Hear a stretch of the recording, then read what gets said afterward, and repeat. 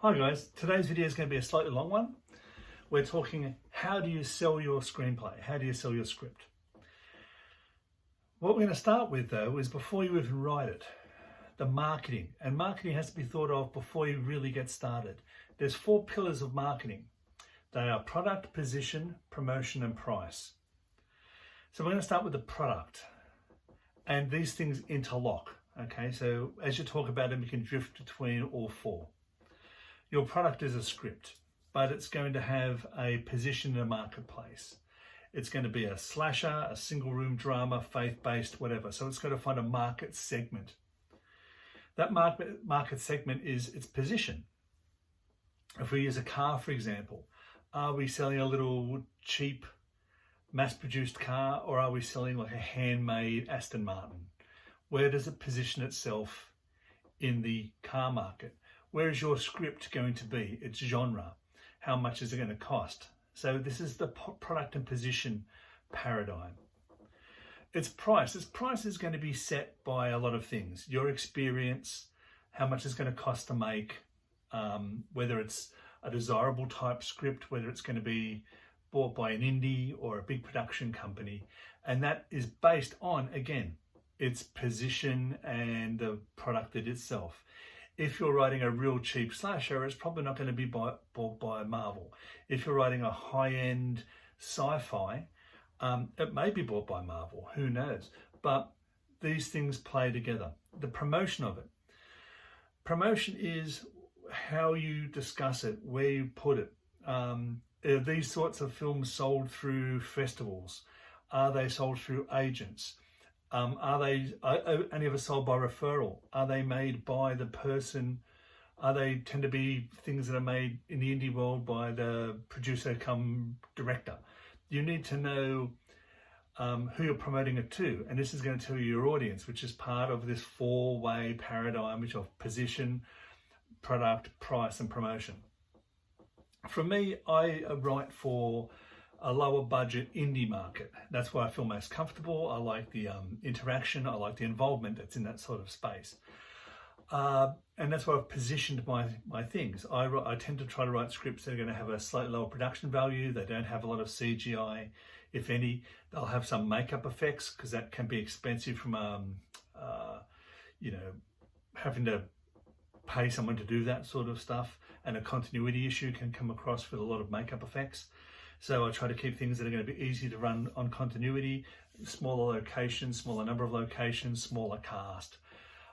They focus more on people. So that's where I've positioned my writing. That means the price for my scripts is slightly lower because production budgets are slightly lower. You're not going to get $1 million for a script if your entire cost of production is $500,000. That would be a ridiculous thought and notion to even entertain. So that's where I'm positioning my stuff. Now, the other thing that's going to help you with this is your reputation. And we're going to drift onto that very shortly when I talk about something like Script Revolution. But you have to put across what you want people to see in your reputation. Your writing has to be professional to start with, and you have to have a reputation of being a professional in your manner, in what you write. It's also a good reputation to have that you are adaptable. Those sorts of things that would make you feel professional as a writer. Things that people want to work with. People will engage with you and your writing. But if you're like, no, this is my script, there's no changes involved, it's perfect the way, no one's really want to hear that because this is a collaborative marketplace. So now let's look at choosing a subject. So we'll do a mythical film. So you've got no reputation, you haven't sold anything in the past, so you can't really fall back on the idea of my last film sold for $500,000, I want $500,000 for this film. So you're going to set for the most base price for these sorts of things. Sometimes people will say, I will give you shares, deferred payments, whatever. That's up to you what you want to take. I would always say take some cash up front because something which is free has no commercial value, and if it's got no value, people don't value it. So always ask for some cash, even if it's a cheapy short film.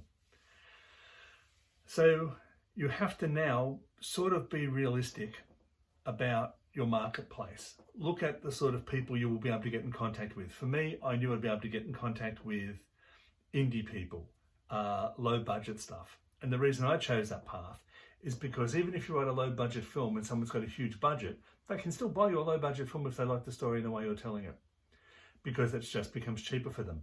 That has happened a little bit with one of the scripts I've sold. It started off as a single room police drama. And the director has said, well, we've got capacity. Let's look at what can happen on the other side of that phone call. And we started to expand out, add some more locations and some more rooms and some more cast, and the story's growing. It is still the same story, but we've allowed it to expand in scope. So, but if you start huge, where you say, I need a cast of 100 and we're going to need an army and we have to move everything to Japan, the chances of you being a first-time writer selling that sort of thing, very slim. Everyone can point to the exception. Oh, that person over there sold his first. Don't listen to that, because you're not that person, and there's a million scripts every year floating around. So that one person that sells things, if you want to do that mathematical thing and take talent out of it, it's a 1 in a million chance. So don't entertain that. Find a market segment. Make sure that there's an audience for it. This is part of the positioning thing as well. You've got to make sure that there's an audience big enough to want to see your sort of film. You may love your film. You may love the idea of your film. You may think, oh, I'm the very, very first person to push together a documentary about Tupperware and pirates of the 1800s. And the reason it's never been done before is because it's not a very, very good idea.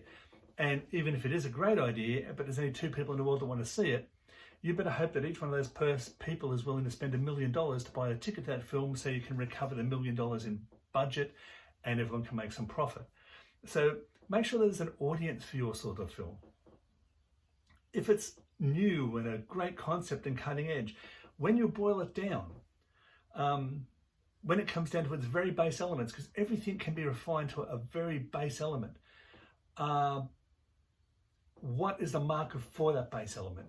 Okay, it may have this great character that no one's ever seen before. It's a killer robot that does these things, that has a real human heart, so it's trying to get, oh, who knows? But when it comes down to it, it's an action film. What is the budget like for low budget action? For the cheaper action films, I mean, is there an audience, not a budget? Is there an audience for these cheap action films? Or has John Wick and Fast and the Furious meant that people only go to action films that are massive franchises? The low budget action film, like the original Gone in 60 Seconds from the 70s, just wouldn't exist anymore because there's no market for it. Make sure there's a market for your film. If there's a market for your film, there'll be producers. If there's producers, there'll be directors, there'll be cast. You'll be able to get it going. So position your film in a place where you know there's an audience. If there's an audience, that will help you with the promotion. Now you can engage.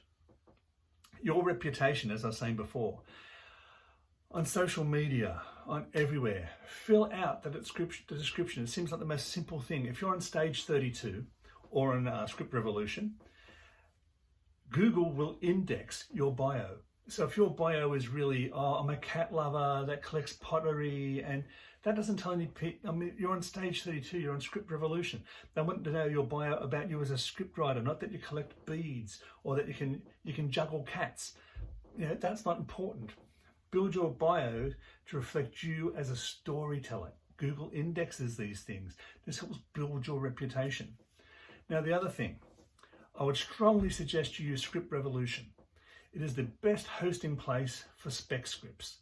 Plus the bio there allows you to give a very in-depth bio. And each of your scripts allows you to put a poster up. So poster art's easy to do. Allows you to put poster up. Allows you to do a great in-depth synopsis, treatment. You've basically got a page to describe your script. So when someone says, send me a link, you send them a link to your Script Revolution page for that script. So not only do they get a link where they can download it, they can then read it, and it will see the synopsis, see the poster art, get the tone, get everything that you need to do. We'll go into this a little bit more in depth. So this is the first part. Make sure you do the research and find the right script to write.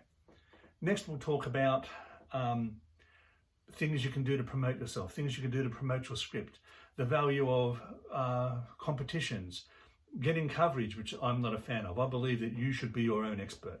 Don't invest in other people's knowledge. Develop your own, read scripts. And we'll do that in other episodes going forward. Until next time, keep writing, and I hope the world's treating you well.